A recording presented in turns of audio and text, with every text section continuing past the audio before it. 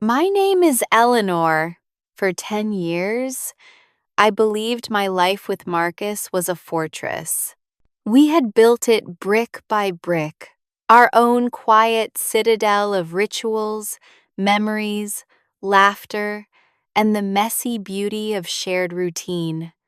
There were the morning coffees, the Saturday pancakes the children demanded every week, the smell of his aftershave lingering in the hallway after he left for work. To anyone looking from the outside, we were ordinary but solid, safe, stable. But for the last year, the fortress had been hollow. Marcus was still there, his coat still hanging by the door, his toothbrush still in the bathroom, but the man I loved had slipped away, like a ghost fading into another world. At first, I tried to deny it. I told myself everyone drifts sometimes. That exhaustion and the weight of responsibility could make anyone distant.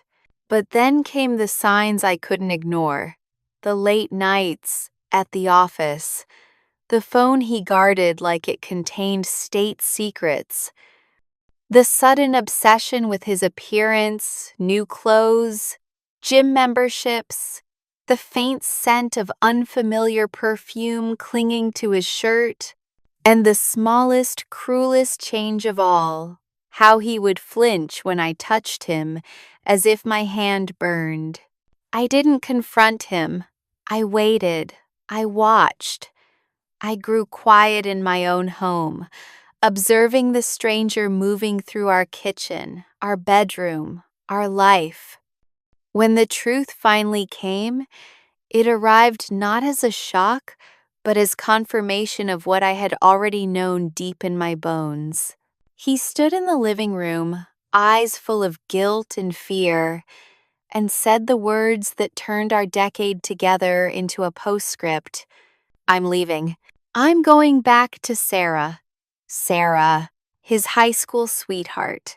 The mythical what if that had lingered in his imagination all these years. The first love he'd romanticized. The symbol of who he used to be before responsibility dulled his edges. I didn't scream. I didn't cry. I simply said, go, because I had already mourned the man he was. Marcus left 2 days later. I watched him pack quietly, his movements mechanical, almost relieved. He told the children some vague story about needing time to think, about adult things they wouldn't understand. I didn't correct him. What was the point? Children sense the truth before anyone tells them. After he left, the silence in the house was deafening. Even the refrigerator seemed too loud. The kids asked questions. Of course. I answered gently, honestly, but without bitterness. Daddy is taking some time to figure out his life, I said. It was true in more ways than one. Weeks passed, then months. He sent money, occasionally called to check on the kids, but the conversations were awkward, brittle, like glass about to shatter. I imagined his new life with Sarah, a passionate reunion, late-night talks about old times, the thrill of nostalgia rekindled. He must have felt young again, free, alive. But reality has no patience for fantasy. Sarah had long outgrown the boy he once was.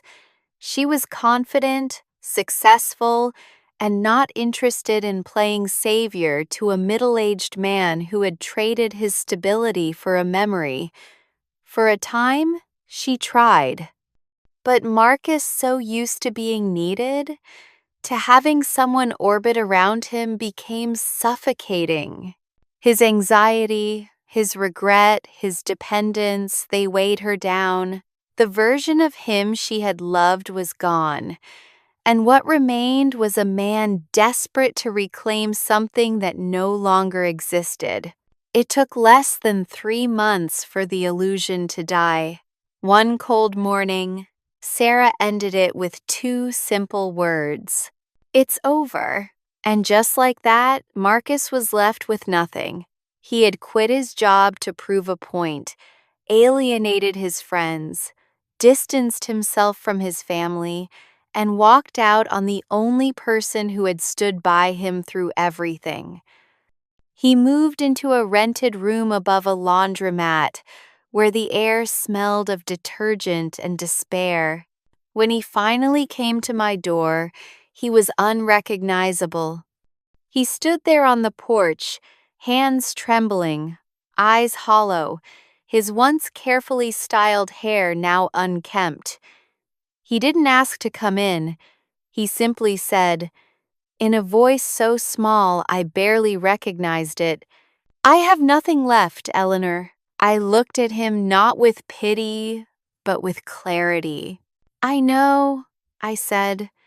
"You threw everything away for a second chance at a life that didn't exist." He started to cry, and for a fleeting second, I felt the echo of old tenderness. But I couldn't let it sway me. "I understand now," he said through tears. "I made the biggest mistake of my life." I shook my head. "No, Marcus, you don't understand yet. You regret the outcome, not the choice. Regret is easy. Change is hard." He looked at me like a drowning man looking for a hand. I didn't offer one. "You need to earn your own self back," I said. "Get an apartment, get a job, go to therapy. Don't call me to say you miss me.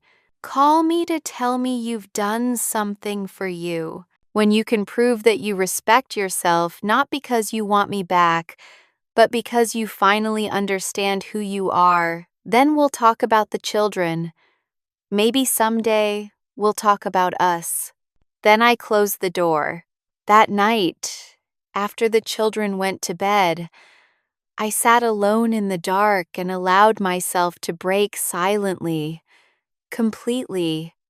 Not for Marcus, but for the version of myself who had believed love alone could keep a person whole. The months that followed were both brutal and liberating. I rebuilt myself in the small moments. Morning runs, the laughter of the kids, dinners with friends who refused to let me disappear. I rediscovered my independence not as armor, but as truth. Marcus, to his credit, did the work. He took a job at a local construction firm, started therapy twice a week, and began paying off the debts he'd ignored. He never asked to come back. Our conversations were short, focused entirely on the children. And yet, beneath the civility, there was something new, a quiet sincerity. He wasn't performing anymore. He was growing. 6 months passed before I noticed the shift. One afternoon, he came to pick up the kids. He looked different, clean-shaven, steady, grounded. He didn't try to meet my eyes for too long or say anything unnecessary. When he left, the children hugged him tightly, and for the first time, I felt something like peace instead of anger. That night, I called him. "Marcus," I said softly, "I see you. You did this for you." There was a long silence before he answered. "It was the only way, Eleanor. I had to hit rock bottom to realize I wasn't trying to win you back. I was trying to forgive myself. For what I did, for what I became." I felt my throat tighten. "That's good," I said. "That's where real change starts."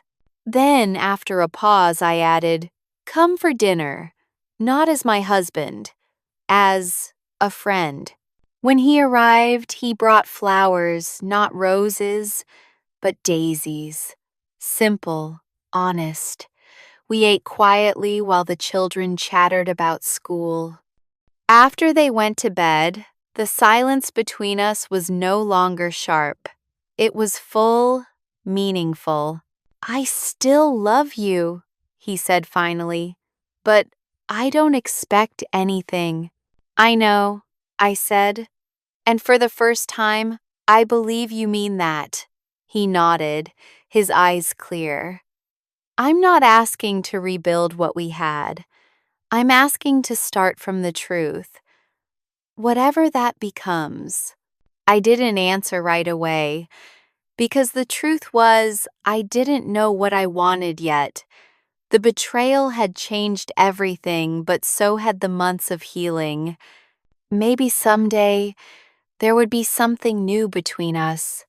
Not the old fortress, not the illusion of safety, but something lighter, more honest. Or maybe we would simply co-parent with kindness and mutual respect. Both outcomes felt okay. Because I had finally understood, love is not the fortress I once imagined. It's not built to protect you from pain. It's the courage to rebuild after the walls fall. Marcus had lost everything, his home, his family, his pride. But in that devastation, he had found the one thing I couldn't give him, himself. And me? I found peace in letting go. Sometimes it takes losing the life you thought you wanted to find the life you truly deserve.